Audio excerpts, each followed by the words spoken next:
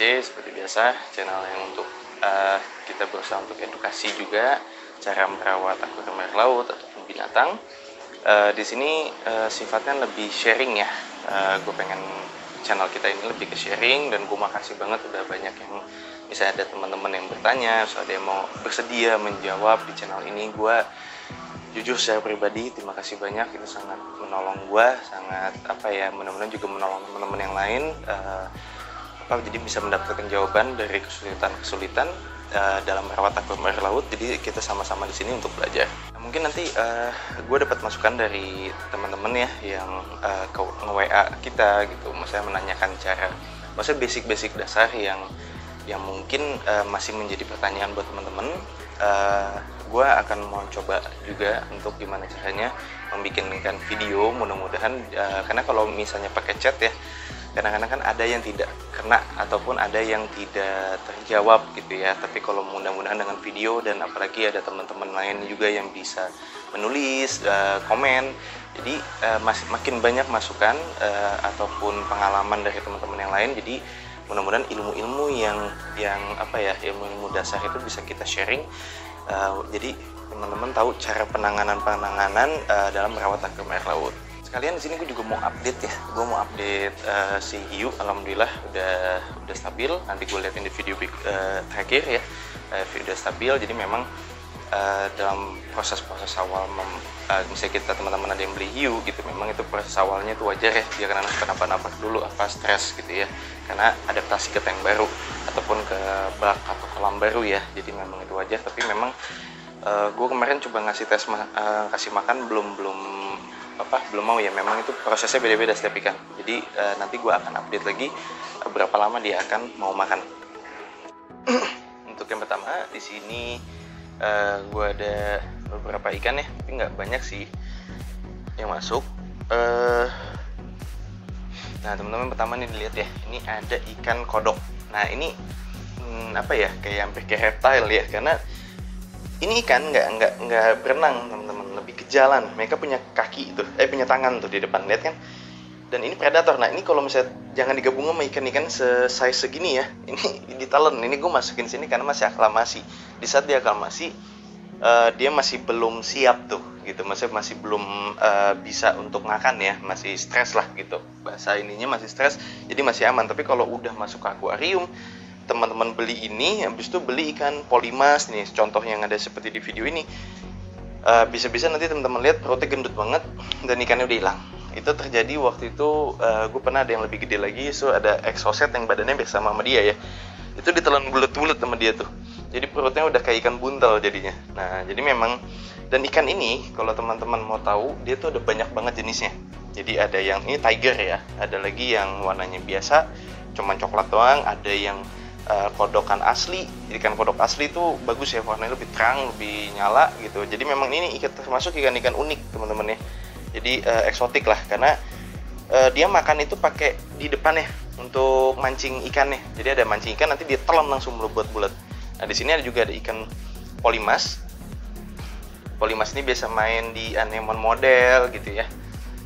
Nah ini ada brown kelly, ini termasuk jenis kerapu. Tapi brown kelly ini kalau yang gue lihat sih, kalau dia sampai gede pun untuk makan ikan-ikan gitu masih kurang ya, kecuali ikan yang kecil banget, cere, anak-anak cere tuh, rebon itu dimakan sama dia. Tapi kalau untuk pelet, jujur gue belum pernah coba sih. Dan untuk berikutnya di sini ada ikan jenis betok. Nah betok ini mirip sama si kerapu sabun. Ini pegawai gue nyangkanya awal disangka kerapu nih. Ini ikan betok ya teman-teman. Jadi kerapu juga ada, gue juga ada stoknya tuh, ikan kerapu sabun, bisa teman-teman bisa cek ya. Itu sama warnanya kayak gini. Jadi karena warna kuning hitam gitu ya. Motifnya pun sama, jadi sekilas mirip gitu. Tapi kalau ini termasuk jenis betok teman-teman. Nah ini apalagi tuh, kalau ikan segede gini ada kodokan abis. Nah ini ada ikan botana, ini botana liris biru ya. Dan ini ikan reef safe, aman buat koral. Tapi kalau teman-teman nanya yang paling rajin sih, kalau gue lebih keranjang Bali, burung laut, botana coklat ya, yang kayak gitu-gitu lebih rajin teman-teman. Dan di sini yang berikutnya ada ikan giro negro, ada yang gede-gede nih teman-teman, ini juga bingung gue. Nah ini ada ikan angel BK seperti yang video yang kemarin.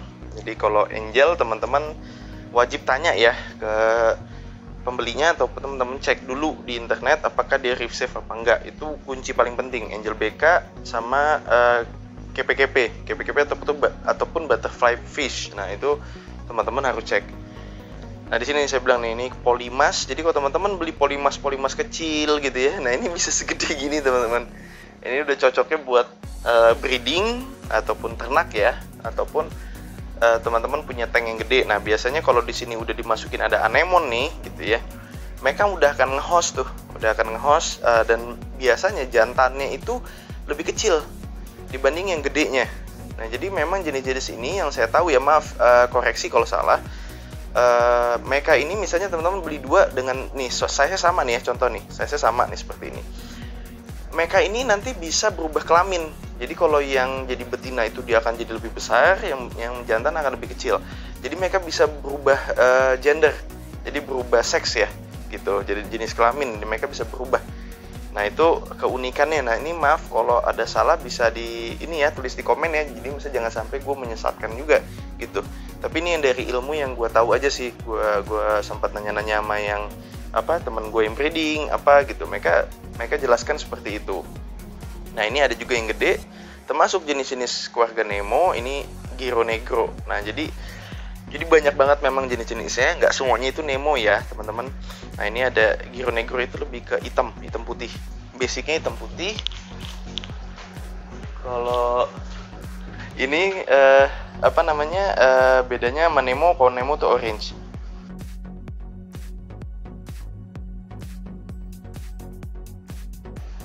Dan berikutnya di sini gue ada ikan pari ya. Ini kalau kata suppliernya sih pari bakau ya, pari bakau, pari merak. Nah gue juga kurang tahu spesifiknya ya teman-teman.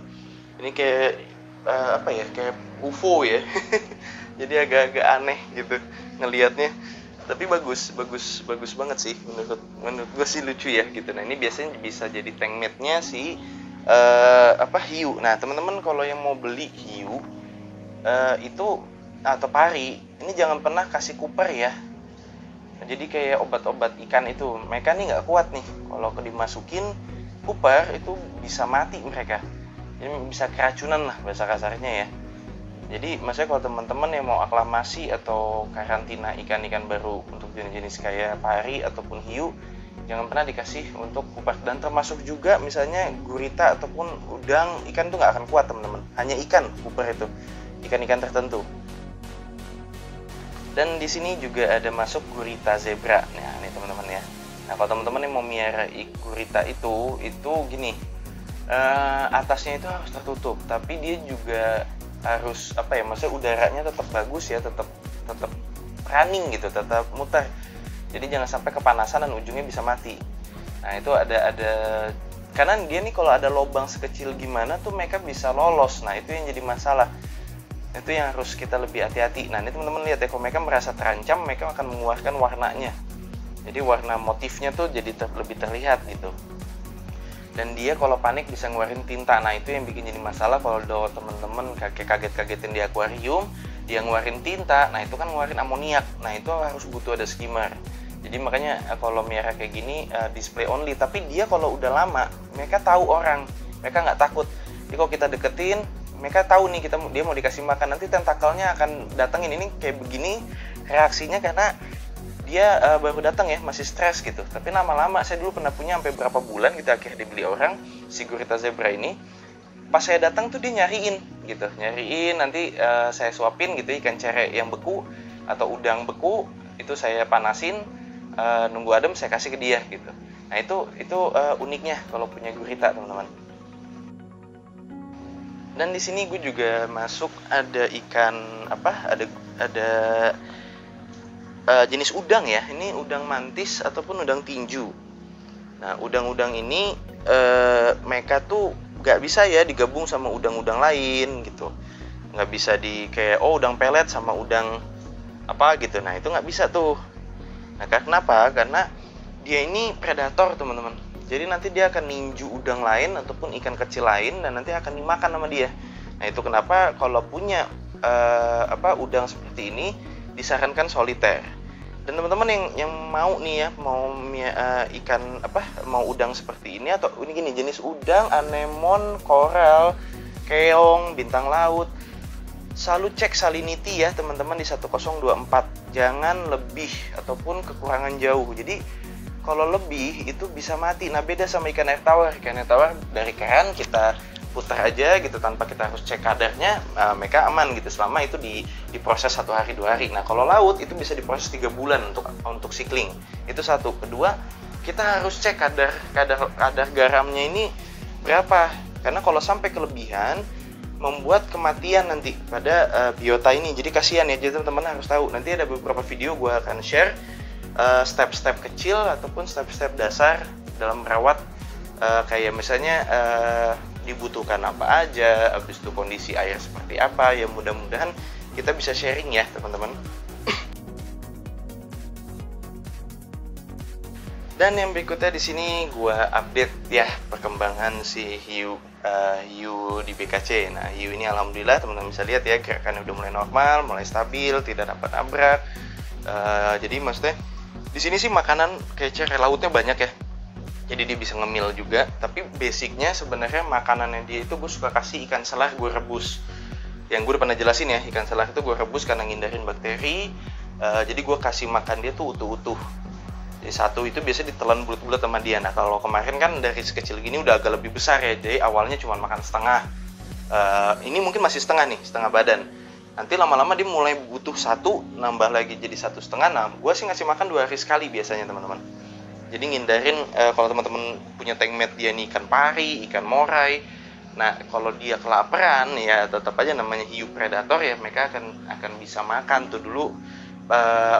Pelanggan gue udah pernah kayak begitu cerita gitu. Jadi sebisa mungkin kalau gue 2 hari sekali pasti gue kasih makan.